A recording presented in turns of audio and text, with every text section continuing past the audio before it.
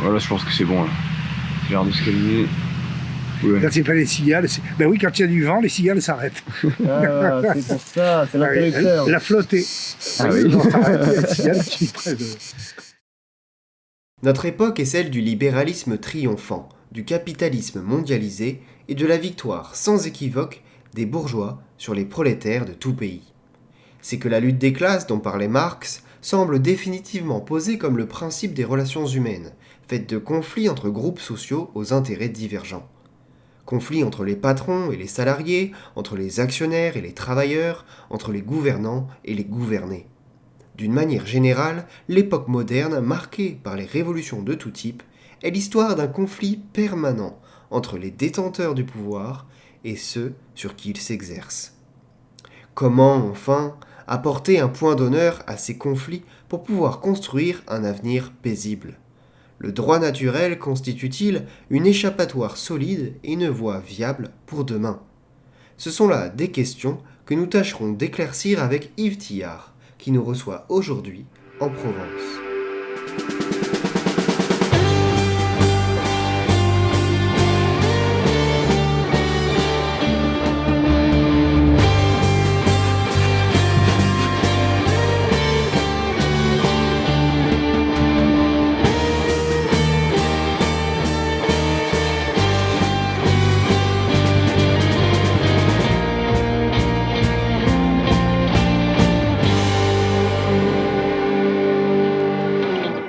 Bonjour Monsieur Thillard, vous avez travaillé comme médiateur d'entreprise et dédié votre vie à résoudre les conflits sociaux au sein d'entreprises du monde entier en vous référant toujours au droit naturel et à la doctrine sociale de l'Église. Pourriez-vous nous éclairer sur ce parcours atypique ?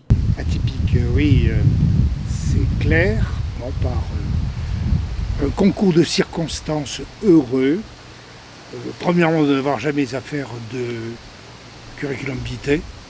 Le travail m'est tombé sur les bras. Bon, j'ai eu la chance de bénéficier d'une formation solide par ma famille. Juriste, j'ai failli être magistrat et heureusement, je me suis fait étaler au concours de l'ENM. Ça m'a préservé de bien des misères et je me suis retrouvé embringué très jeune, au début de ma carrière professionnelle, dans une équipe qui était issue de ce qu'on appelait à l'époque la Cité catholique, devenue après l'Office international des œuvres de formation civique et d'action culturelle selon le droit naturel et chrétien. Et donc je me suis retrouvé embringué dans cette équipe pour aider des entreprises dont les dirigeants étaient préoccupés par la paix sociale. Parce que quand on réfléchit bien, les gens qui viennent travailler, qu'est-ce qu'ils cherchent ? À gagner leur vie en paix, tranquille. Ils viennent pas là pour se battre. Et ça a été un peu l'origine de toute la réflexion qui a été menée par cette petite équipe que j'ai intégrée à l'époque. Et de se dire, mais comment se fait-il qu'on arrive à se taper sur la figure à la longueur de journée d'entreprise, des grèves continuelles, à avoir des gens qui essayent d'esquiver le travail, d'en faire le moins possible, alors même que ces gens, la plupart, 99% des gens qui rentrent, ils viennent au moins avec cette idée de gagner leur croûte en paix. Non, puisque un chef d'entreprise, il a un rôle politique, c'est-à-dire un rôle de fonctionnement de la société. On oublie que politique, c'est pas la politicaillerie des marchands de tapis qui nous proposent des lendemains qui chantent, mais que la politique, c'est l'art de diriger la cité, de diriger la communauté. Et ces gens qui ont convaincu de leur rôle se sont mis à observer leur entreprise. Tout est parti, non pas d'a priori idéologique, mais d'observations concrètes. Et ils sont aperçus qu'ils avaient des manières de faire, des orientations qu'ils donnaient à leur entreprise, qui avaient des effets pervers sur les individus. Des effets qui entraînaient, alors bien sûr, bien exploités par des tenants de la lutte des classes, des marxistes, etc. Voilà. Et donc, ça m'a amené à rejoindre, et je n'ai jamais quitté ce travail. J'ai fait ça pendant 45 ans, au service des entreprises qui venaient nous voir. Moi et mes collègues et moi, on venait nous voir. Pourquoi ? Parce que les dirigeants d'entreprise avaient vu ce qui se passait dans d'autres entreprises, où étaient appliqués un certain nombre de principes simples. On va y revenir, puisque c'est un peu l'objet de notre rencontre, mais l'application de principes simples qui avaient des conséquences prodigieuses. J'ai souvenir de ce patron qui disait on cherche à faire des choses extraordinaires avec des gens ordinaires. Et des choses extraordinaires. Si avec des clients, c'est extraordinaire. Voilà le parcours. Merci beaucoup. Donc ce parcours-là, vous l'avez surtout eu dans cette action familiale et scolaire? Non, alors là non. Ça, c'était une action parallèle que j'avais parce qu'on ne peut pas séparer la vie professionnelle de la vie familiale. J'ai toujours le souvenir d'un contremaître que j'avais connu à une époque où il y avait des conflits terribles dans son entreprise, une CGT omnipotente, et il y avait un patron qui avait pris les choses en main, non pas pour faire de l'anti-CGTisme, mais pour réparer ce qui était exploité par la CGT, c'est-à-dire remettre en place des conditions droites, saines de travail des gens et des manières de travailler avec les gens, notamment en restaurant la notion du rôle de la hiérarchie. Qu'est-ce qu'un chef? En quoi doit-il travailler? Quel doit être son centre d'intérêt? Et ce contremaître qui avait connu une période épouvantable, je le revois quelques années après. Je dis comment ça va? Il me dit oh, c'est parfait. C'est le bonheur. Je dis ah oui. Je dis mais le mieux c'est ma femme qui s'en rend compte. Ben oui, parce que vous ne pouvez pas séparer la vie professionnelle et la vie familiale, c'est pas vrai.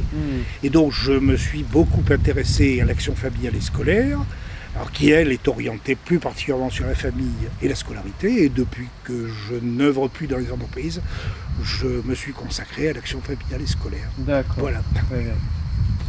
Alors vous avez parlé de ces principes de droit naturel. Est-ce que vous pourriez nous dire exactement ce qu'est le droit naturel ou l'ordre naturel des choses et quels sont finalement ces principes, quelle serait votre définition et voilà, les différents principes qui vous semblent les plus importants? Je relisais hier des textes de Cicéron.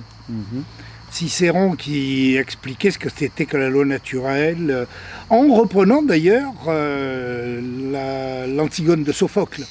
La fameuse scène d'Antigone qui désobéit à son oncle Cléon, au tyran, qui avait ordonné l'ordre de ne pas enterrer le cadavre de Polynice, qui était un rebelle face à son oncle.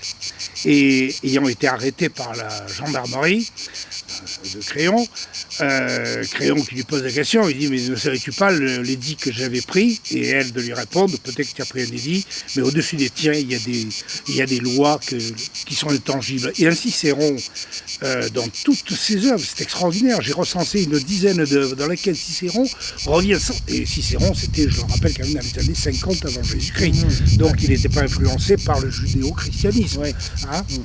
Cicéron qui définissait particulièrement, il dit il y a des lois qui sont inscrites dans le cœur de l'homme et partout, dans tout lieu, qui font que ces lois sont des lois qui dirigent l'homme, la conscience de l'homme, et contre lesquelles on ne peut pas aller sans danger. Et finalement, l'Église n'a fait que reprendre ces lois naturelles, ces principes qui sont résumés admirablement. On a un code.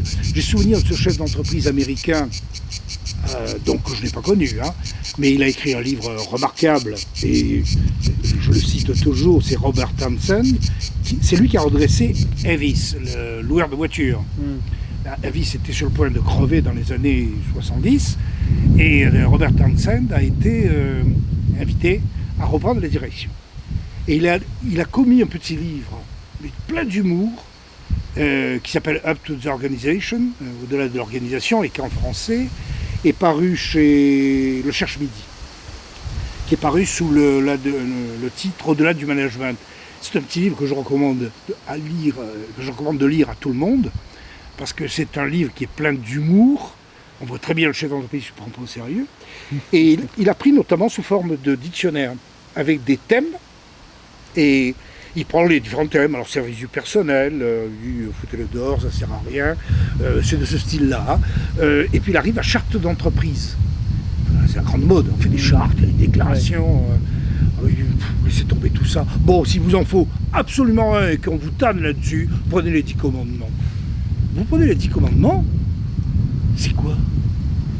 C'est le code de vie naturelle. Bon, alors il y a les 3 premiers qui concernent spécifiquement les obligations vis-à-vis de Dieu, mais les 7 autres, c'est quoi? Tu ne voleras pas, tu ne tueras pas, tu ne piqueras pas la femme du voisin, tu mentiras pas. Pourquoi? Parce que c'est le monde devient invivable. Quelque chose qui m'a étonné, j'ai été chargé de cours à l'université, à Lyon 3, il y a très longtemps, et je faisais des cours de psychosociologie industrielle. Alors bien sûr, je ne pouvais pas poser la question aux étudiants, qu'attendez-vous de vos chefs, qu'attendez-vous de vos collaborateurs. Ils ne savaient pas ce que c'était, ça les faisait rire d'ailleurs. Par contre, j'aurais posé la question, qu'attendez-vous de vos professeurs? Alors ça y est. On avait exactement les mêmes réponses que des ouvriers donnent quand on parle de leur chef. Il nous écoute, il est disponible, il ne nous raconte pas des coups, il nous donne du travail en fonction de nos capacités, enfin, des choses très concrètes, mais qui sont le droit naturel, c'est ça le droit naturel. Je l'ai vu en Afrique du Sud, je l'ai vu en Inde, je l'ai vu avec des Chinois, je ne suis pas allé en Chine, mais j'ai eu l'occasion... Aussi, peut-être. Comment? En Égypte? En Égypte, je suis allé en Égypte, effectivement, j'ai eu la même chose. Alors après, il y a la civilisation, qui est un obstacle, ou au contraire favorise la mise en œuvre de ce droit naturel. En Égypte, par exemple, puisque vous soulevez ce point-là, j'ai travaillé effectivement pour un groupe... À l'étranger, je ne travaillais qu'avec des groupes français. D'accord. Mais avec des populations autochtones. Et en Égypte, effectivement, au Caire, où j'avais du personnel d'une grosse société de services française, j'ai posé des questions là, exactement les mêmes, les mêmes réponses. J'avais les mêmes réponses qu'en France. Et je vois toujours la réaction du directeur égyptien des affaires sociales, directeur du personnel. Il dit oui, c'est vrai, vous avez raison, mais vous savez, regardez notre symbole chez nous, on était presque au pied des pyramides de Khéops. Il dit regardez, vous savez, la base est écrasée et le sommet est très pointu. Et oui, la civilisation musulmane, et je l'ai vu ça, je l'ai vu.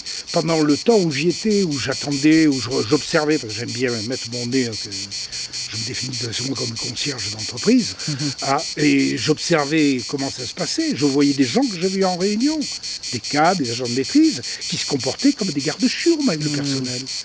Il y avait des touristes qui arrivaient, qui débarquaient avec leurs valises, on voyait les pauvres gars de l'hôtel porter les tonnes de bagages, et il y avait le chef qui était là, il n'aurait jamais eu l'idée de donner un coup de main, parce que, surtout pas. Les chefs, on ne va pas donner un coup de main à ses collaborateurs. Et c'est là que je vous dis, il y a la civilisation qui va être éventuellement, et la culture ambiante, et les lois du pays qui vont être un obstacle à la mise en œuvre. Ou au contraire, ils vont favoriser. Et en Inde alors, avec tout le système de caste, vous avez vu... Pareil, attendez, c'était très net. J'ai travaillé dans une seule entreprise.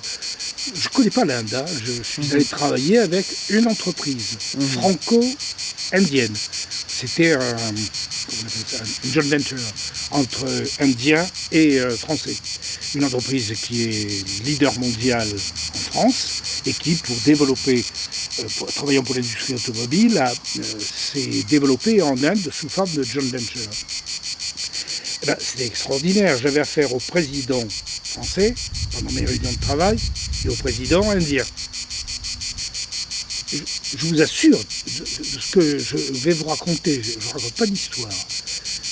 Les Indiens qui étaient là, cadres, agents de maîtrise, puisque je m'adressais qu'essentiellement à ces fonctions-là, directeur d'usine, cadre, agent de maîtrise, quand ils s'adressaient au directeur français, au patron français, c'était comme on est en train de se parler, avec du respect, mais très, très à l'aise. Quand il s'adressait au président français, il se mettait debout, il se mettait au garde à vous. Au président indien, il se mettait debout. D'accord. Pourquoi? Parce qu'il y a les systèmes de caste, les intouchables, et je ne connais rien là-dedans. Mais c'est là qu'on voit l'importance de la politique, au sens le plus noble du terme, les orientations, les règles du jeu que l'on fixe, et qui vont soit permettre l'épanouissement de la personne, faire en sorte que la personne donne le meilleur d'elle-même et tout ce qu'elle a, et également le mauvais, bien entendu. Il ne faut pas avoir des idées utopistes, ou au contraire, avilir. Vous avez des entreprises qui avilissent les hommes, qui avilissent le personnel, des entreprises qui vous encouragent au vice et à la triche. Mais c'est comme dans l'éducation. Exactement pareil. Vous avez des enfants, suivant la manière dont vous allez agir avec eux, soit vous allez encourager le mensonge, soit vous allez encourager la franchise. Il est évident que le gamin qui vient dire j'ai cassé quelque chose et qui se reçoit sa raclée, on peut être sûr que la fois suivante, il ne va pas venir me dire. Moi, je ne comprends pas, mon fils, il est faux jeton. Ah, c'est étonnant.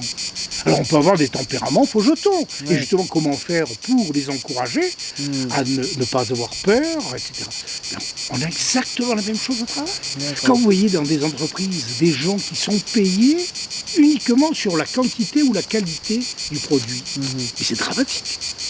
Ça veut donc dire qu'il doit y avoir des systèmes de rémunération dans une entreprise où la personne, on va payer sa qualité de service, qu'est-ce qu'on veut.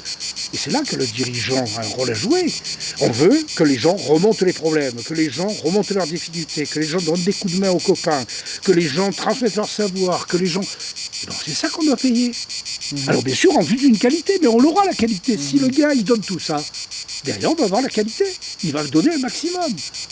Donc vous voyez, on est en plein dans des principes de droit naturel, alors, de bon sens. Ces principes-là, quelles sont leurs définitions, quels sont les grands principes alors du droit naturel? Il y a un principe clé qui est le principe de réalisme. Observer les réalités.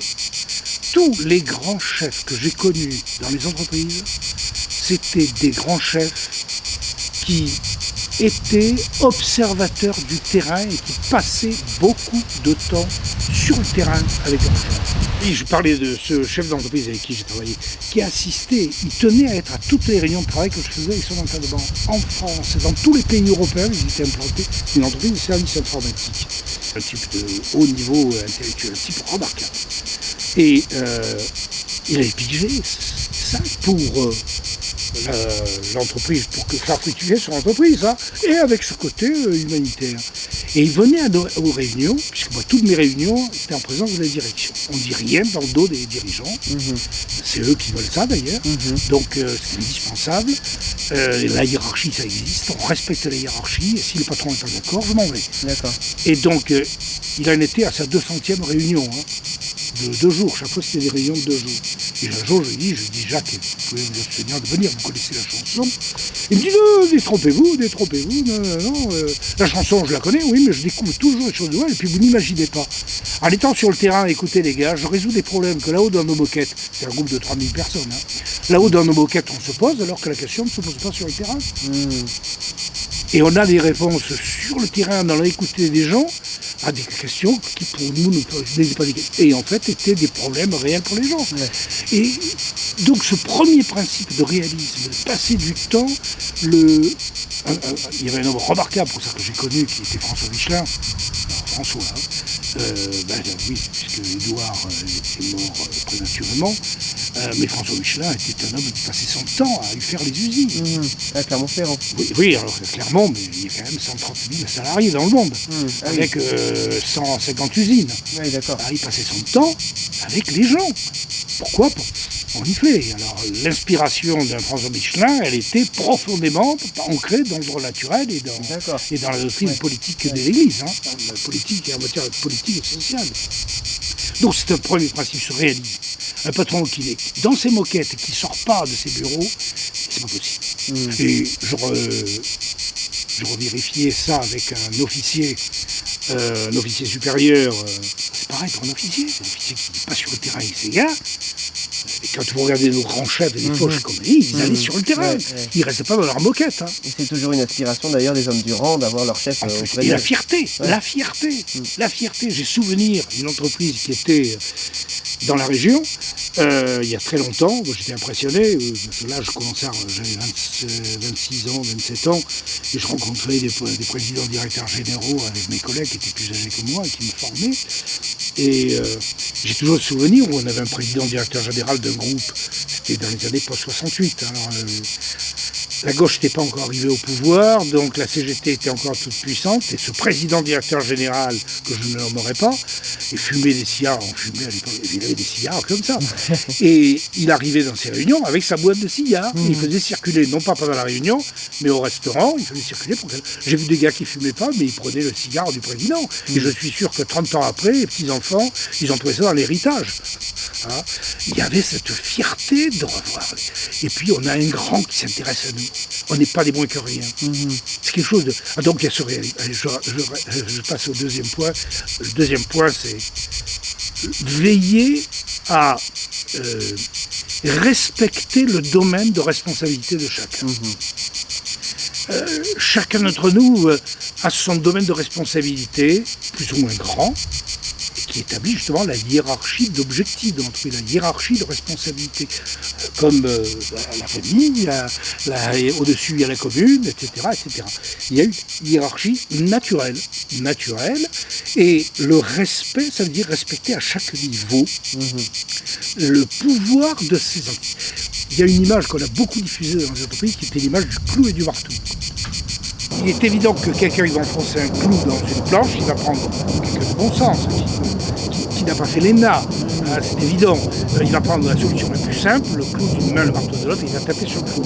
Il a tout intérêt à bien faire ce qu'il fait, à bien assumer le pouvoir qu'on lui a donné avec le marteau pour bien avoir les conséquences. Parce qu'être responsable, c'est avoir une mission en charge, deuxièmement, c'est prendre tous les moyens nécessaires, et troisièmement, c'est en supporter les conséquences. Là, il est évident que c'est la situation idéale. Maintenant, si aussi sympathique que sur votre tête, je vous donne le marteau et que je tiens le clou, et même si on me dit que vous êtes bardé de diplômes, et que vous avez fait toutes les grandes écoles, et que vous avez même des pratiques historiques, il n'y a rien à faire. La maladresse, la distraction, la fatigue existent. Et si vous tapez à côté, c'est moi qui ai mal. Et là, vous avez toute la philosophie dans cette image de la doctrine de l'Église sur le principe de subsidiarité. Ce grand principe dont on nous parle en Europe, mais en Europe, au niveau de l'Europe, on vous dit on applique le principe de subsidiarité, mais pas du tout, vous vous foutez de nous. C'est pas le principe de subsidiarité, puisque vous dites c'est nous qui faisons là-haut, et puisqu'on ne peut pas faire, on va vous laisser faire. C'est pas du tout ça le principe de subsidiarité. Ce principe de subsidiarité, vous faites tout ce que vous pouvez faire dans votre domaine. Et nous, on ne s'en mêle pas.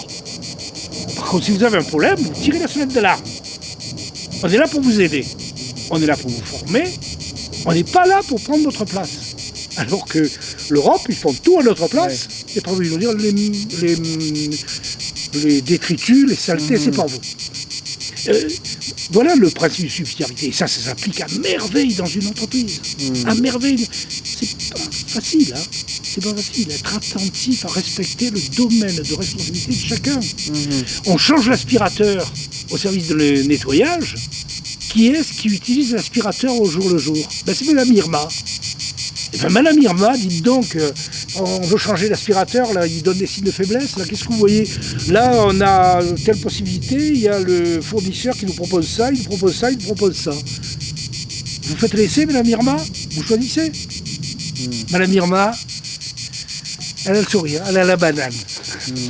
Pourquoi? On a respecté son domaine. Prenez la décision là-haut dans les moquettes, parce que c'est moins cher, parce que... Il y a toujours une bonne raison, parce qu'on est des experts en balayage. On manie jamais l'aspirateur, mais on est des experts là-haut. On a fait des études. Et puis on prend la décision à tous les coups, même si c'est la meilleure. Et bien Madame Irma, elle va faire une gueule de travers.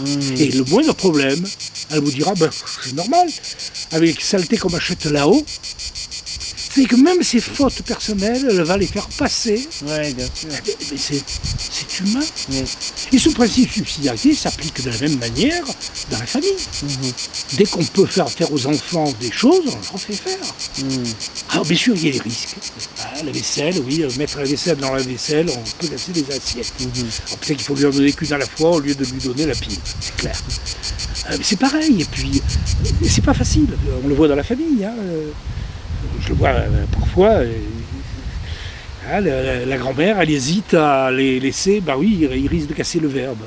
Il cassera le verre, oui. Il faut l'attirer sur l'attention, il va falloir le former, tu commences par une table en plastique.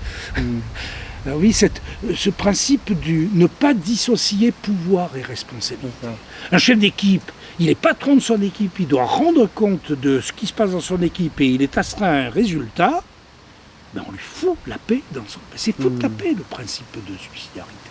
On ne se mêle pas, et si on est obligé d'intervenir dans le domaine de la personne, Eh bien, d'abord, on la prévient. J'ai souvenir de ce patron qui était propriétaire. Il avait un groupe familial de 4000 personnes, réparties en 6 usines. Et il se promenait beaucoup dans ces usines. Et c'est quelque chose qui m'avait frappé. J'ai fait un stage chez lui, tout à fait au début. Les patrons m'avaient demandé d'aller toucher un peu à la vie d'atelier.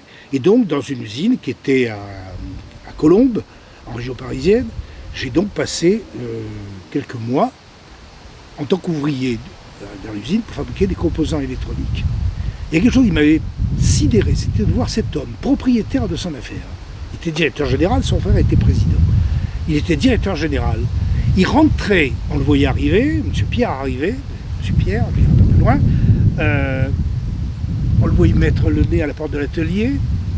Vous avez vu M. X? Monsieur, il était là tout à l'heure, je ne sais pas où il est passé. Bon, quand vous le verrez, vous lui direz que j'avais besoin de voir, je suis venu chez lui. Chez lui. C'est-à-dire qu'il nous a montré ce que c'était que le respect du domaine qu'il avait confié à quelqu'un. Je peux vous garantir que ça a un impact. Et vous montrez par là le respect du principe de subsidiarité. Vous ne faites pas des théories. Bien sûr. Le fait d'aller demander l'avis à la personne qui est concernée, enfin quand vous voyez le contraire de ce qu'on fait aujourd'hui en France. On prend des décisions à la place des parents, j'ai pas le choix de l'école, et puis c'est pas fini. Donc ça s'applique partout, ce principe. Donc vous avez un troisième grand principe qui est un principe de justice. Justice qui n'est pas l'égalité. Oui. Ouais, mais attendez, c'est pas si évident que ça quand vous savez que dans notre Constitution, on est allé foutre on est allé intégrer le principe d'égalité, y compris au niveau de la formule travail égal, salaire égal. C'est une formule aujourd'hui qui a valeur constitutionnelle. C'est-à-dire que si vous êtes, vous, un type remarquable au travail, que vous êtes sur tel poste de travail, et que votre collègue à côté, il est au même poste de travail, mais c'est un feignant, bon à rien, il tire au flanc, il a un poids dans la main, il garde tout son savoir pour lui, il arrive toujours à la dernière minute quand il peut ne pas arriver en retard, etc. Enfin, donc des choses très concrètes où il y a une différence entre les deux. Ben, vous êtes obligé de les payer de la même manière, de manière égale. Et on reconnaîtra que c'est pas le même travail alors, s'il n'y a pas le même investissement. Ah, ben non, justement, parce qu'il est là tout le problème, c'est qu'on est arrivé à confondre le travail quantitatif, qualitatif, avec ce qu'est le travail humain. Ouais. C'est-à-dire qu'on ne différencie plus, c'est tout l'effet du matérialisme, où on a ramené le travail de l'homme au niveau du travail de la machine. Je dirais, et ça faisait rire quand je le disais dans l'entreprise, même pas au niveau de l'animal. Aujourd'hui, on ne fait plus travailler les animaux, mais j'ai des souvenirs d'enfance en Lozère, quand on avait passé les vacances. Le paysan lozérien, suivant le type de travail qu'il avait à faire à ses vaches, il ne prenait pas n'importe quelle bête. Ouais. Quand on le voyait, il prenait la marquise. Ah oui, pourquoi vous prenez la marquise? Ah, parce que là, on va dans un champ qui est en pente et la marquise, elle est solide. Ah oui, pourquoi vous prenez pas la blanchette? Ah ben la blanchette, elle est nerveuse, elle a fait capoter le... Tiens, il personnalisait le travail de la vache. Enfin, il personnalisait. Il vachisait le travail de la vache. C'est-à-dire que le paysan a ce sens inné que telle bête, on peut lui demander tel service. Et l'être humain, non, travail égal, salaire égal. Poste égal, salaire égal. Quantité égale, salaire égal. Coef égal, salaire égal. Regardez la fonction publique. Et là, vous êtes justice, c'est pas l'égalité, mais c'est pas si évident que ça. Un chef d'entreprise centralien, qui dirigeait une usine pour un groupe avec lequel je travaillais, dans un pays étranger, en Bulgarie, où je suis allé une quarantaine de fois. Il a fallu qu'il assiste à une dizaine de mes réunions pour réaliser un jour que la justice n'était pas l'égalité. Il n'avait pas réalisé. Et pour ça, il a fallu, tout simplement, alors que ça lui était passé au-dessus, c'est pour ça qu'on insistait beaucoup pour que les patrons viennent à plusieurs réunions pour qu'ils réfléchissent à tout ça. lorsque j'ai posé la question à des Bulgares, alors Bulgares, je signale, hein, l'islam et le communisme. Ils sortaient, je les ai connus après 2-3 ans de sortie du communisme. Alors là, c'était la chape de plomb. Et puis, quand j'ai arrêté mes activités, ça va, ils avaient commencé. Et la preuve, c'est qu'un jour, je leur pose des questions. Que pensez-vous de la formule à travail égal, salaire égal? C'est une formule typiquement française. Ouais. Ça se traduit en bulgare. Et puis, bon, j'explique, hein, 2 gars au même poste, on les paye le même prix. Qu'est-ce que vous en pensez? Les gars, ils arrivent et disent c'est pas possible, parce que le travail d'un homme et d'une machine, n'importe quel type de bon sens, il ne se fait pas des nœuds au cerveau. Comme vous-même, tout à l'heure, spontanément, vous dites, mais il n'y a pas le même service. Qu'est-ce qu'on met dans le travail? Si effectivement le travail se réduit technocratiquement et d'une conception matérialiste uniquement à la productivité, qualité, quantité, effectivement, le travail, une machine, vous les payez le même prix. Et encore, tout le monde sait que 2 machines qui font le même travail, qui fournissent le même type de produit, etc., il y a toujours des réglages différents d'une machine à l'autre. Et donc, on voudrait que les bons hommes agissent parfaitement de manière égale. Eh bien, il a fallu que j'arrive à la 10e réunion avec ce patron-là.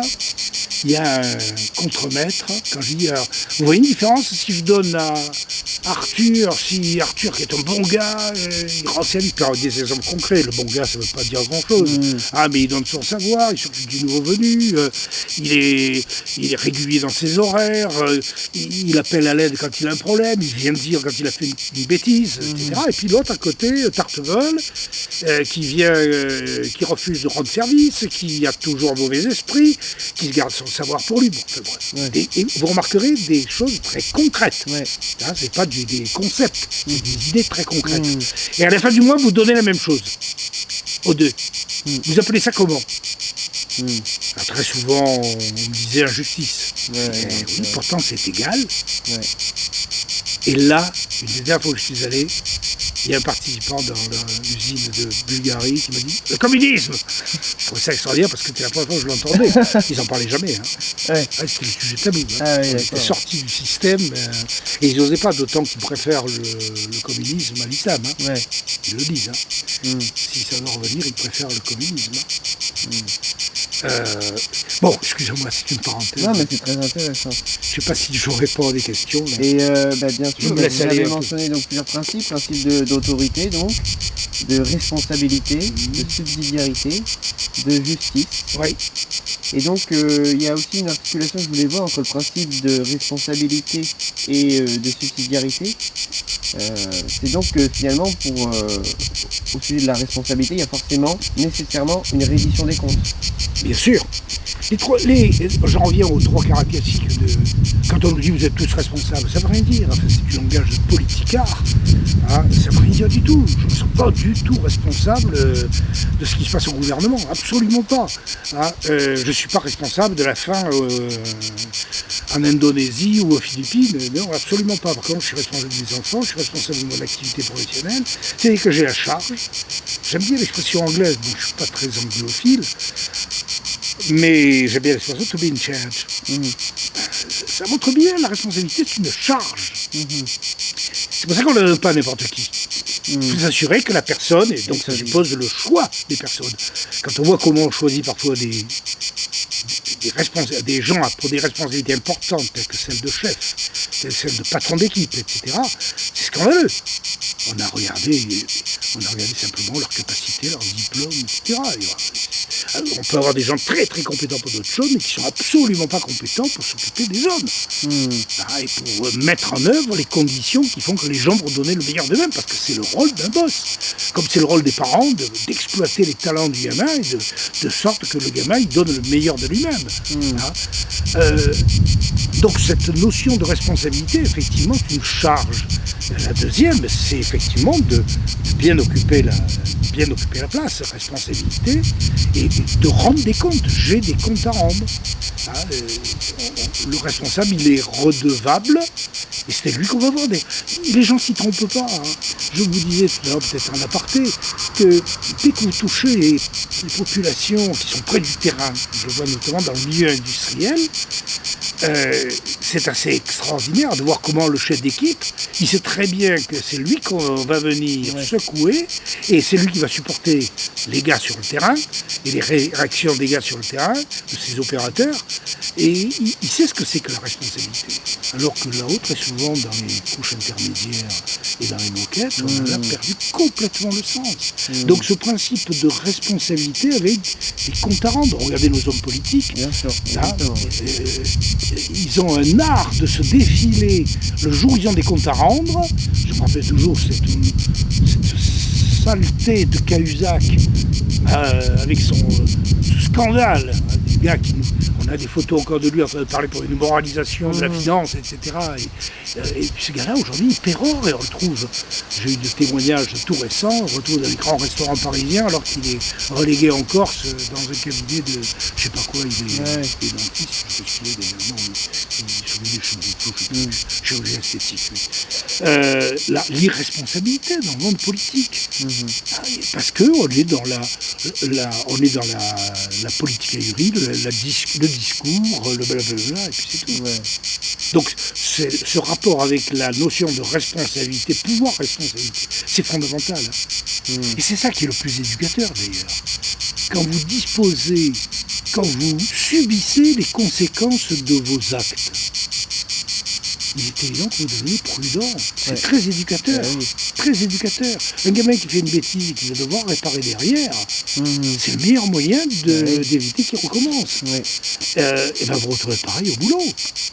Et donc, ça suppose effectivement qu'il y ait des règles du jeu, des règles, des manières de travailler dans l'entreprise qui soient clairement exprimées par le dirigeant. Et c'est là qu'on voit le rôle premier du dirigeant.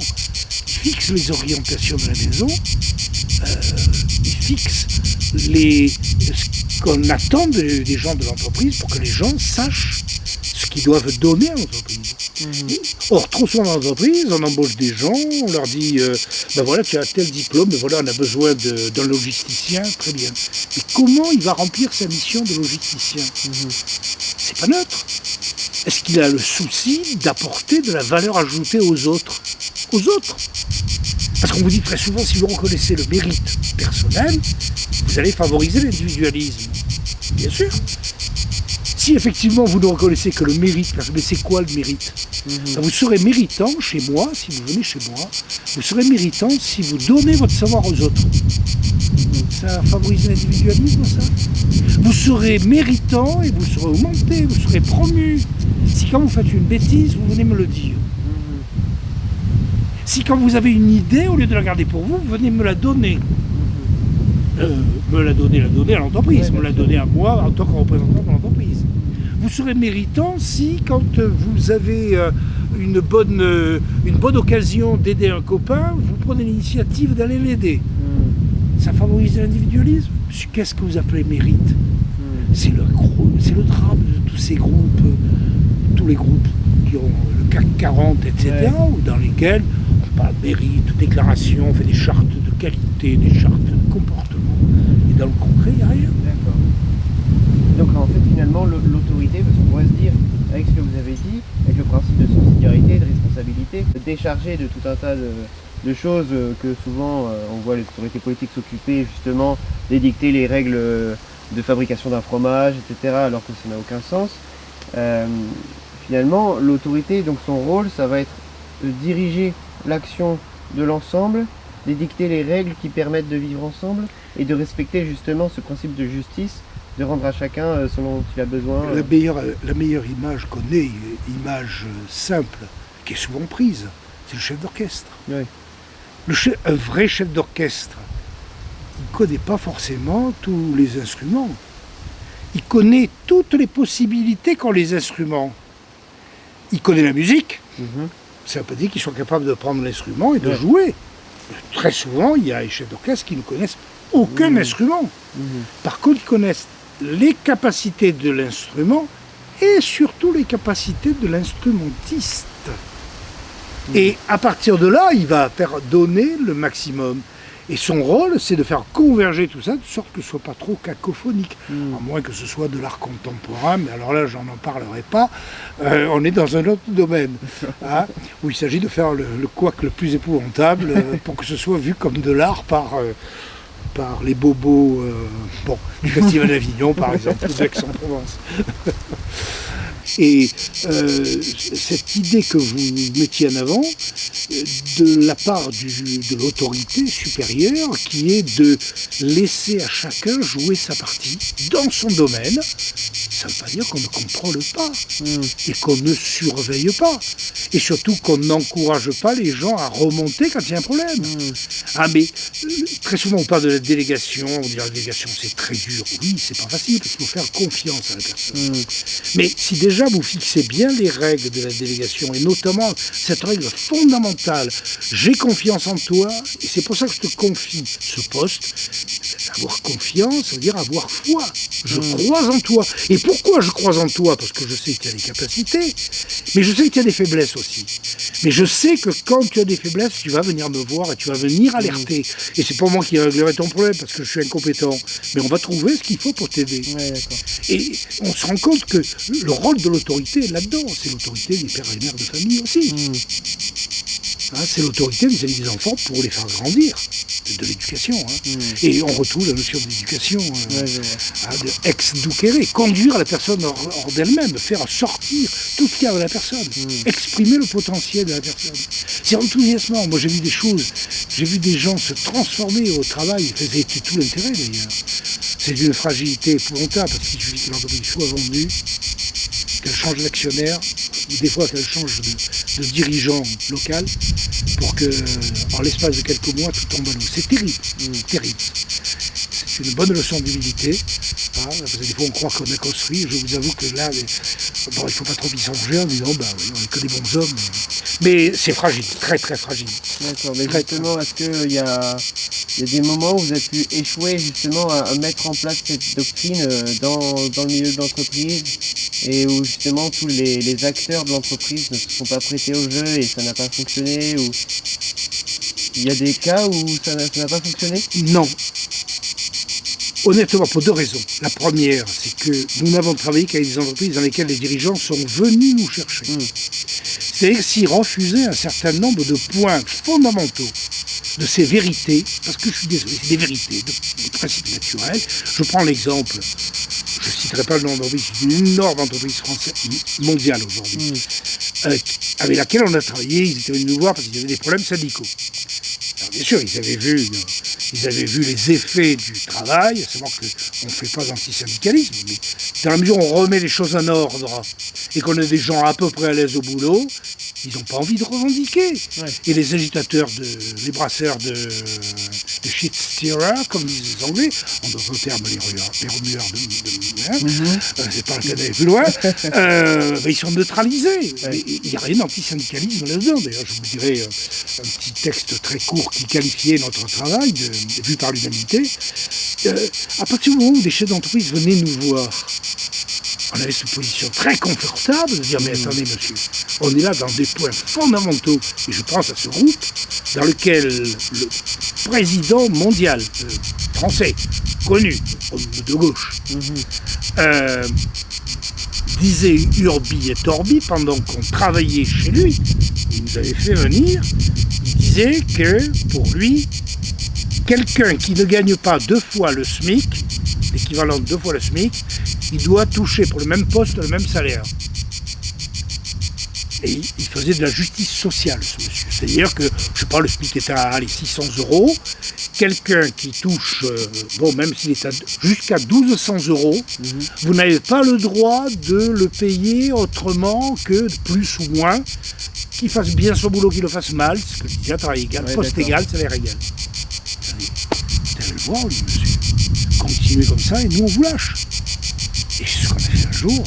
Et on a dit au cadre qui nous demandait pourquoi vous venez plus. On ne peut pas, on est en contradiction totale avec ce que votre président. Alors dans ce cas-là, oui, c'est un échec. Mais pour nous, ça a été un échec. C'est clair, on s'est servi de nous ils nous ont considérés comme des gens qui allaient foutre en l'air les syndicats. Alors, c'est pas ça notre objectif. Notre objectif, c'est de mettre les gens dans des conditions où ils ont intérêt à donner le meilleur d'eux-mêmes, de façon à éviter justement le conflit. C'est pour ça que tout à l'heure je vous disais, c'est plus de prévenir le conflit que de le résoudre. Alors il est évident qu'on nous a appelé beaucoup, notamment après les années 68, dans les entreprises, et ce qui a fait notre fortune, si je puis dire, ça a été le fait qu'on nous appelait parce qu'il y avait des syndicats qui étaient omniprésents.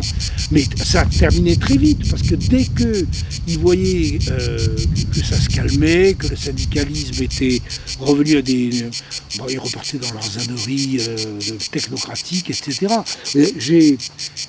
En 75, excusez-moi, c'est vieux, hein, mais on était quand même 7 ans après 68. Vous voyez l'ambiance. Mitterrand n'était pas encore arrivé au pouvoir, donc il n'y avait pas cette régulation de la gauche, qui fait qu'effectivement la CGT a perdu de l'impact après Mitterrand. Dans l'Humanité du 10 avril 75, on parlait de notre travail. Et voilà ce qu'écrit l'Humanité. À travers les thèmes, les études proposées aux sessionnaires, il s'agit en fait de resserrer les liens, de faire apparaître la priorité de ce qui unit sur ce qui divise au sein de l'entreprise, de mettre en évidence cette réalité et cette nécessité des intérêts communs face au mythe destructeur de la lutte des classes. Ah oui. Ils avaient parfaitement compris, hein. Ils avaient parfaitement compris. Et c'était malgré nous. Notre but, c'était pas de partir, même si on était convaincus que la lutte des classes était une saloperie, mais c'était pas ce qu'on recherchait. Le but, c'était de faire en sorte que les gens puissent travailler correctement pour produire correctement, pour que les clients soient servis correctement. Et d'aider les chefs d'entreprise sur le résultat, effectivement. Et aujourd'hui, si vous avez des syndicats qui sont totalement neutralisés... Et alors, sachant que les solutions que vous apportez étaient celles de l'Église catholique, avez-vous rencontré de fortes oppositions ou des réactions réfractaires à votre action dans les entreprises dans lesquelles vous avez travaillé? Alors, attendez, il y a une chose qui est claire. Quand on allait dans une entreprise qu'on nous appelait, on n'y allait pas avec le Sacré-Cœur à la boutonnière. Ouais. Hein, et j'avais pas la croix en évidence, même si j'en ai toujours une, et que je ne me gêne pas pour la laisser. Mais on n'y allait pas avec ça. On n'allait pas faire de la prédication. On n'allait pas, même si parfois on nous appelait le Père Attillard, hein, mais c'était par une... Quoique, il y en a qui avaient parfaitement pigé d'où venait, mais jamais on évoquait ça. Jamais. C'est pas pour ça qu'on venait nous voir. C'était pas une question de cacher le drapeau. Hein. Quelqu'un qui nous posait la question, et ça nous est arrivé plusieurs fois, j'ai souvenir publiquement dans une réunion de direction générale, un des 4 dirigeants, c'était un Libanais, lui, avec le tempérament libanais, une direction générale internationale, il me dit, tiens, vous êtes catholique? Je dis, ben oui, monsieur. Mais il dit, j'ai compris. Bon, ok, remarquez, c'est pesé. Le problème, c'est là qu'on voit la puissance du catholicisme. Parce que il n'y a que le catholicisme qui est arrivé, c'est pas pour rien qu'il s'appelle catholicisme universel, c'est qu'il a intégré toutes ces réalités naturelles et il a été capable de nous en présenter une synthèse. Et que ce catholicisme, alors bien sûr, quand vous prenez les 10 commandements, c'est antérieur au catholicisme, en fait, ça a été bien récupéré par le catholicisme, mais vous prenez ces 10 commandements, on a tout dedans. On a tout dedans pour... alors après, il faut avoir la sagesse de décliner ça très concrètement, mais on n'a jamais eu d'opposition là-dessus. Alors, les gens ils sont moqués de nous, ça c'est clair. Hein, je veux dire, d'un jour, un patron, une grosse entreprise de service, où à un moment donné, j'étais avec un de mes collègues, il dit, Marc, vous avez le chapelet qui dépasse dans votre poche. Bon, il n'était pas question de se cacher, mais c'était pas pour ça qu'on venait nous voir. C'était pas pour ça qu'on venait nous voir. Et c'est là que vous voyez cette alliance extraordinaire du naturel et du surnaturel dans le catholicisme, que vous trouvez nulle part ailleurs. Il n'y a pas l'équivalent du point de vue religieux. C'est quelque chose de... Et c'est pas le christianisme, j'insiste bien, c'est le catholicisme. Et justement, vous l'avez évoqué, mais pourquoi finalement la doctrine sociale et politique de l'Église? Quelle est sa valeur ajoutée par rapport aux différentes méthodes de médiation d'entreprise qui existent aujourd'hui, comme les nouvelles théories libérales du happiness management, du care, fondée sur l'ingénierie sociale afin de développer la productivité des salariés en veillant à leur confort et à leur épanouissement.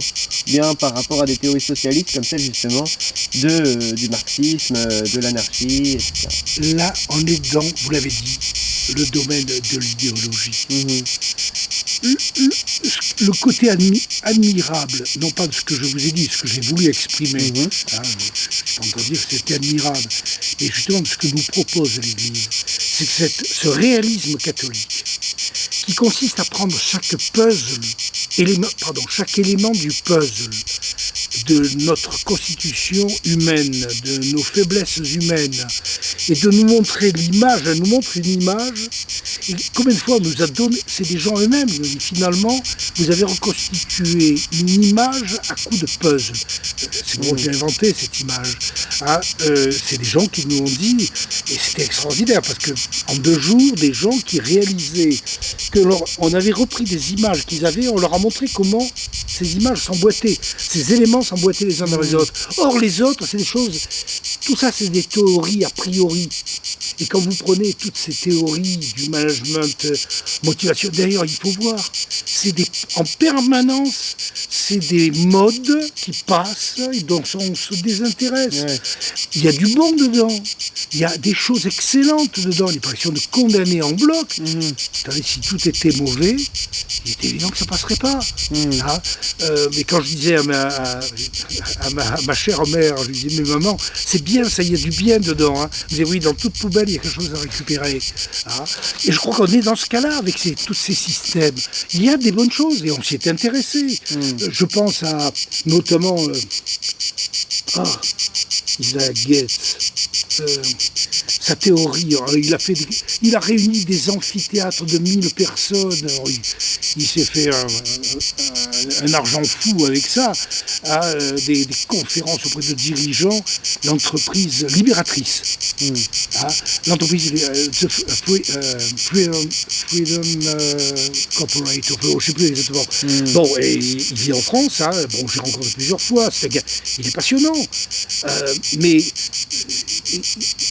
il y a des choses derrière qui ne comprend pas d'ailleurs, à tel point on s'est rencontrés plusieurs fois et j'ai des échanges de mails encore avec lui. Il me dit, peux-tu m'expliquer ce point-là, parce que c'est un américain, un juif américain, type remarquable. Hein. Et c'est moi qui avais pris contact avec lui parce que j'avais vu un article dans les Échos très très très intéressant et donc je lui avais écrit. Et à la suite de ça, on a eu des liens, je dirais pas amicaux parce qu'on n'était pas à l'amitié, mais des liens fréquents avec lui. Mais il y a ce côté technocratique, c'est qu'on part de systèmes de théorie, alors que tout le catholicisme et toute cette démarche, elle part de l'observation du concret, du réel. Et vous vous apercevez que tout ça, ça s'emboîte à merveille. Alors des fois, effectivement, il y a un morceau du puzzle qui est cassé, il manque quelque chose, mais ce réalisme catholique, on ne le trouve pas ailleurs.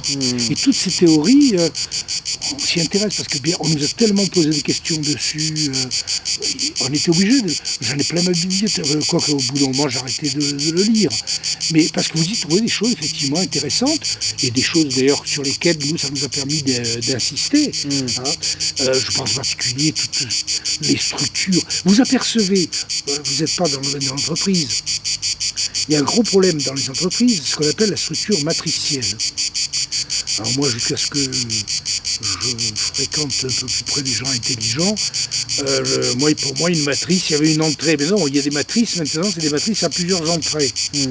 Alors là, déjà, ça commence à parce que pour moi, matrice, c'est la matrice conceptuelle dans laquelle on fait un enfant. Il y a une entrée, et puis excusez-moi le réalisme. Et puis là, on vous parle de matrice à plusieurs entrées. Alors vous apercevez effectivement que dans l'entreprise, vous pouvez avoir une personne qui va dépendre de plusieurs chefs. Pour créer un bazar, il n'y a rien de tel. Il n'y a rien de tel, parce qu'il est évident que quelqu'un qui doit obéir à plusieurs chefs, vous l'encouragez à tricher, forcément. Parce qu'il va subir les pressions de l'un, les pressions de l'autre. Quel va être son comportement? Mettez-vous d'accord avant de me donner des ordres. Or, c'est une nécessité, au moins à l'heure actuelle, pour faire fonctionner les entreprises. Le seul moyen d'arriver à régler le problème, c'est le clou, le marteau. Et je peux vous garantir que quand je travaillais avec cette société d'informatique dans laquelle j'ai travaillé pendant 30 ans, ils étaient en pleine structure matricielle. C'est ce que je vous ai expliqué tout à l'heure, c'est le clou et le marteau qui a permis de résoudre l'utilisation de la matrice à plusieurs entrées. Alors, on ne va pas rentrer dans les détails, mais le fait que vous avez un gars qui effectivement doit répondre à plusieurs chefs, ben, ça suppose une chose, ça suppose qu'il est un chef, et que ce chef coordonne tous ses copains à côté, de façon que le gars n'est qu'à répondre qu'à un chef. Pourquoi? Parce que le clou, le marteau. Ouais.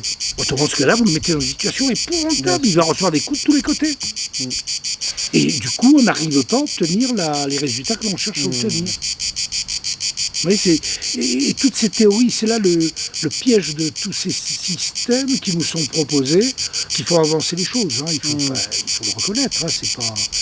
Mais c'est tellement vrai que ce sont des systèmes qui ne sont pas réalistes, c'est qu'ils sont très vite abandonnés, on propose sans arrêt du nouveau, ça nourrit des consultants, c'est très bien, ça fait manger des gens, c'est bien. C'est aussi le malheur des travailleurs qui persistent, quoi. Mais attendez, là, bravo, parce que vous mettez le doigt, parce que qui est-ce qui en subit les conséquences? C'est bien les gars qui restent sur le terrain. C'est les dirigeants, eux, ils changent. Vous savez, il y en a qui l'avaient parfaitement compris. Ça, j'ai souvenir d'un groupe avec lequel j'ai travaillé dans les années 78, au début de ma carrière professionnelle. Et j'ai souvenir d'un chef d'entreprise qui est arrivé, un type... il avait de l'estomac, je m'arrêterai là, et il était très très très convaincu pour remettre de l'ordre dans la maison. C'est une entreprise de métallurgie, un gros groupe français, encore français à l'époque, et il avait dit à ses patrons, au président, donnez-moi les moyens et je vais remettre de l'ordre dedans. C'est une entreprise de 2500 personnes, et il nous a appelés, vous connaissez bien sûr, il nous a appelés, et donc on a commencé des réunions de travail. Troisième session, et là, c'est là qu'on voit qu'ils étaient forts. Camarade, on te fait des belles promesses, mais rappelle-toi que ceux qui te les font, d'ici peu ils seront là et toi tu resteras dans la merde. Ils avaient tout pigé, les gars de la CGT. Eh bien, ils n'ont pas eu de chance, parce que le directeur général en question, il est resté 10 ans, le temps de remettre de l'ordre. Et il avait dit, je ne veux pas changer tant que la maison n'est pas en ordre. Et ça a été un sacré coup pour le syndicat en question. Il y a eu une continuité. Le drame de nos boîtes aujourd'hui, c'est que sous des prétextes de financiérisme et de fric à court terme, on te change les bons hommes. Ils n'ont même pas le temps de connaître leurs équipes, de connaître la réalité du terrain. Ouais. Et tout à fait. Et finalement, cette politique naturelle, elle est impossible dans le système capitaliste. Tel qu'on le vit aujourd'hui. Moi je dirais, vous êtes plus que capitaliste, je dirais, pour pas qu'il y ait d'ambiguïté, parce que le capitalisme n'est pas mauvais, c'est une bonne chose, le capitalisme. Le capital, c'est chacun d'entre nous n'a qu'un souci, c'est de se constituer un capital. C'est ça qui est, là voilà, un piège. Le capitalisme, vous avez un capitalisme qui est sain, le capitalisme familial est un capitalisme qui est sain. Ils sont totalement responsables sur l'entreprise. C'est pas les autres qui sont responsables, c'est eux sur leur bien propre. Et c'est un capitalisme familial. Vous avez le groupe 1000, les Allemands, les machines à laver, etc. C'est un groupe familial. C'est un capitalisme familial. C'est la famille qui est... Donc vous avez un capitalisme... C'est pour ça que je préfère le terme qu'employait Jean-Paul II dans Laborem Exercens, c'est le terme de financiérisme. C'est ça le drame aujourd'hui. C'est qu'on ne voit que la finance. On ne voit pas, parce que finalement le capitalisme, je pense au livre du père Bruck-Berger, qui était un livre remarquable, qui a fait scandale bien sûr à l'époque, qui est paru il y a 30 ans, qui s'appelait Le capitalisme c'est la vie. Le père Bruck-Berger dominicain, alors il était très provocateur, mais oui, il expliquait que finalement on capitalise tous. Un être humain, moi j'ai un capital à transmettre à mes enfants. Et quand je dis un capital, je ne parle pas du capital matériel, mais je parle de capitalisme, du capital intellectuel, moral, spirituel et matériel. Donc le capitalisme, c'est là la force de la révolution, elle est arrivée à biaiser les mots. Le capitalisme en lui-même n'est pas malsain. Ce qu'il y a de malsain, c'est ce capitalisme financiériste qui ne voit que la concentration. Vous savez, Chesterton le disait. Le capitalisme n'est pas un mal parce qu'il fait des capitalistes, il est un mal parce qu'il n'en fait pas assez. Avec l'humour de Chesterton. Donc c'est vraiment le distributisme en fait là qui est en jeu. Parce que finalement, la théorie politique de Chesterton, c'est le distributisme. Oui, c'est effectivement le fait que ce capitalisme est concentrationnaire. Aujourd'hui d'ailleurs, si vous lisez toutes les promesses, je ne sais pas si vous êtes intéressé un peu au Great Reset, la grande réinitialisation, etc. Vous lisez ce torchon, ne l'achetez pas. Par contre, vous pouvez le lire sur Internet. Si ça vous intéresse, je peux vous le donner. Ne l'achetez pas, ce serait dommage. Il est en version numérique, mais maintenant, il faut payer. Alors que moi, je l'ai gratos, parce qu'au début, ils ne savaient pas ce que ça allait donner. Quand vous lisez ce torchon, on voit très bien qu'on en arrive au capitalisme. Finalement, on est en plein communisme à l'heure actuelle. On est en marche vers le communisme. C'est l'État, au lieu que ce soit l'État qui est propriétaire et qui est totalitaire même du point de vue économique, c'est les grands financiers qui dirigent l'État. Et donc on arrive, ils vous le disent, mais crûment, ils vous disent, il est évident que la crise que nous connaissons aujourd'hui, avec laquelle ils ont prodigieusement collaboré, va faire disparaître toutes les petites entreprises. Et les petites entreprises vont devenir de plus en plus petites et elles vont disparaître au profit des grosses. Et on le voit d'ailleurs. Et on le voit. Ça a commencé. Et donc vous arrivez là dans un capitalisme qui est odieux, qui est le capitalisme d'État. Enfin, c'est l'équivalent. Ce financiérisme, c'est finalement quelques gros propriétaires. C'est même pas des propriétaires, ça serait monsieur. Quand vous prenez le groupe Auchan, c'est le capitalisme familial, Auchan. Alors, monsieur Mullier, on connaît au moins la famille Mullier, tout le monde, courte jambe, non, courte cuisse, etc. Enfin, tout le groupe familial.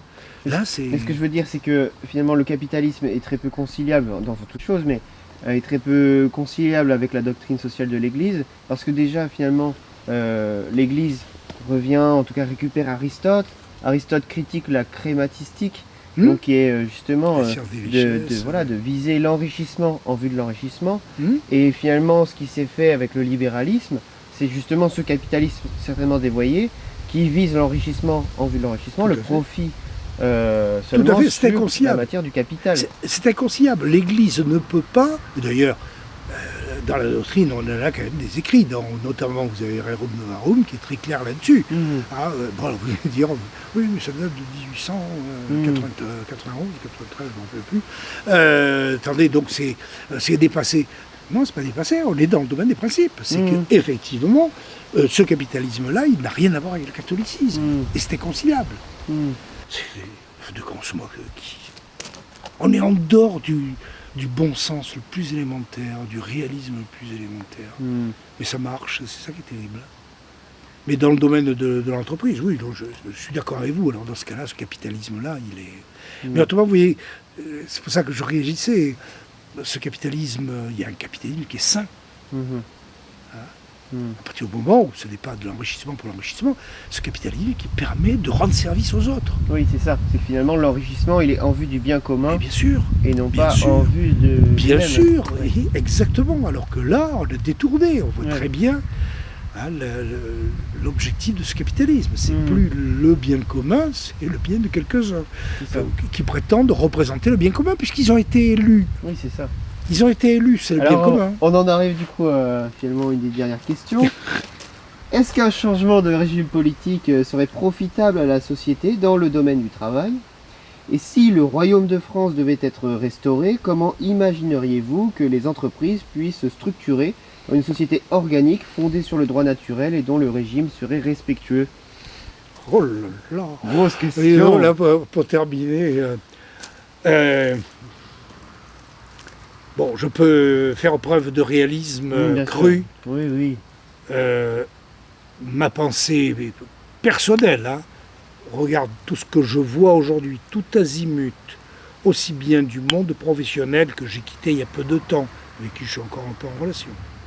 Ce que je vois au niveau familial, au niveau scolaire, enfin, les différents aspects de la vie sociale, je pense que l'heure n'est pas venue pour, sauf intervention divine, n'est pas venu, alors vous me direz, ça peut se produire, ça ne se produira pas sans mal, mais je pense que dans un changement de régime aujourd'hui, alors c'est certainement pas par les élections, je préfère le dire tout de suite, que ce soit Tartampion ou Tartemol, d'ailleurs, ce serait même la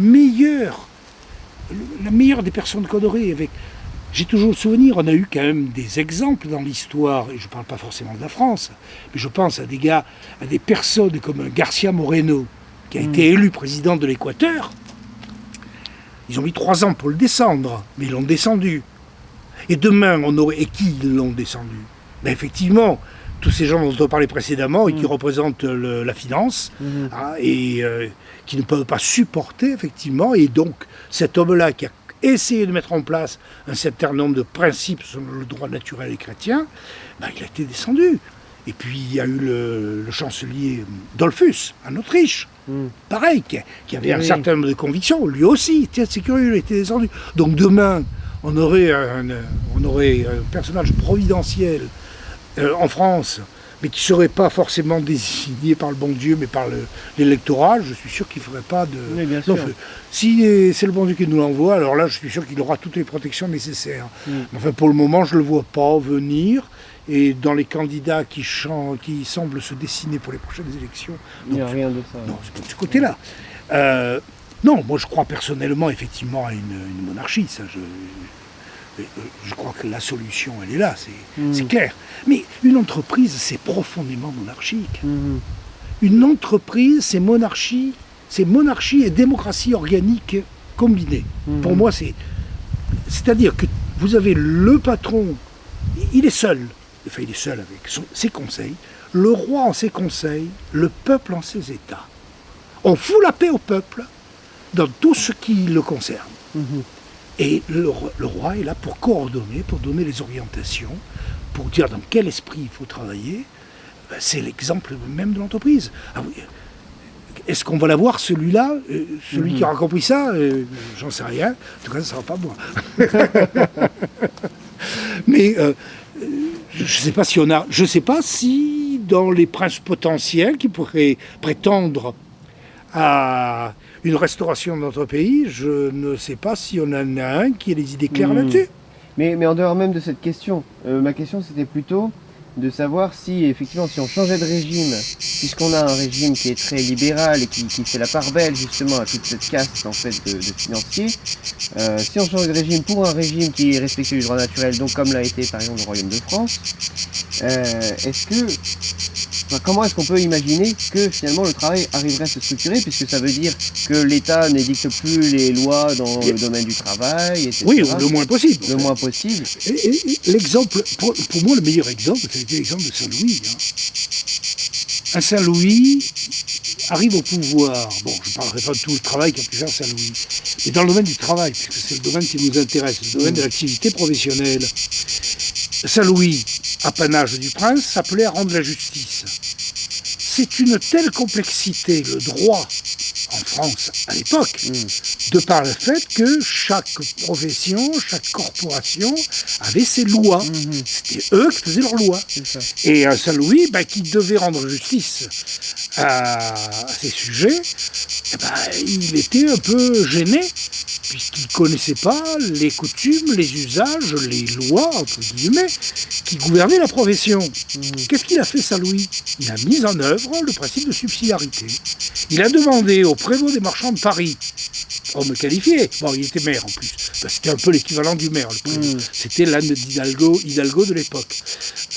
Il a demandé à Étienne Boileau, qui était le prévôt des marchands de Paris, de collecter tous les usages, tous les mœurs des professions qui avaient cours à Paris. C'était sur Paris que s'exerçait la justice du roi.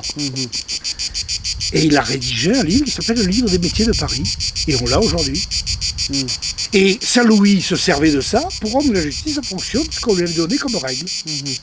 Donc, je suis persuadé qu'on aurait des gouvernants qui auraient cette idée claire qu'on évoquait du principe des orientations, qui est le rôle des gouvernants, l'autorité, etc., Et ça se ferait très naturellement.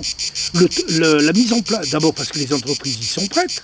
Je vous disais, c'est un pouvoir monarchique, l'entreprise, monarchique et de démocratie organique, c'est-à-dire qu'on laisse chacun à son niveau s'occuper de ce qui le regarde. Donc je suis sûr que ça serait. Et avec derrière, et ça serait le rôle de l'État, de faire en sorte de coordonner ces différents corps professionnels. Donc ne parle pas de corporatisme, ça fait fuir les gens. Surtout quand on parle de corporatisme aujourd'hui, on pense tout de suite au corporatisme Sudrail, au corporatisme des énarques, et donc c'est pas forcément la bonne image. Et c'est là que dans les milieux qui défendent soit les traditions, soit la monarchie, il faudrait changer de vocabulaire, parce qu'il ne faut pas parler de corporatisme, c'est très mal vu. Moi je préfère parler d'organisation professionnelle, organisation par corps, les gens comprennent par organe, organisation corporative, c'est malsain, ça. C'est marqué tout de suite, c'est une connotation vichysoise. Ah oui? Ah oui, parce qu'on le reproche à Vichy d'avoir voulu restaurer les corporations. Ah oui, c'était quand même un des principes de la charte du corporations travail. qui soient soumises à l'État Des corporations, donc quand vous lisez les propos de Bine de Villeneuve, qui a été le juriste constitutionnaliste du maréchal Pétain, c'était clair pour lui. D'ailleurs, Bine de Villeneuve était un monarchiste convaincu. C'était bien des professions qui ont leur autonomie, et donc qui ne sont pas sous la férule de l'État, contrôlées par l'État, mais qui organisent leurs affaires elles-mêmes. Et pourquoi on le leur reproche alors? On le reproche parce que c'était fait par Pétain. D'accord, c'est tout. Parce que, tout simplement. C'est pour ça que le corporatisme, aujourd'hui, c'est un mot à bannir. Il faut pas l'utiliser. C'est pas la peine de s'arc-bouter sur des mots qui, aujourd'hui, que les gens ne comprennent pas et dont ils, surtout, ne connaissent pas la réalité. La réalité qui était recouverte.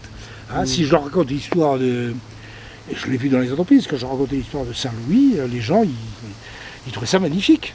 Ils trouvaient ça magnifique parce qu'ils trouvaient que c'était normal. On appelait ça des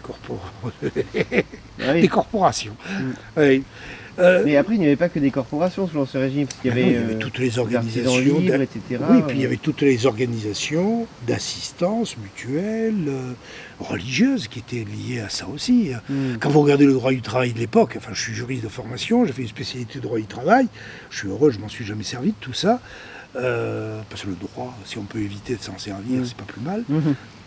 Mais quelque chose de remarquable, parce que quand vous voyez cette richesse, cette profusion d'organisation, il est évident que ça ne satisfait pas le technocrate parisien qui sort de l'ENA.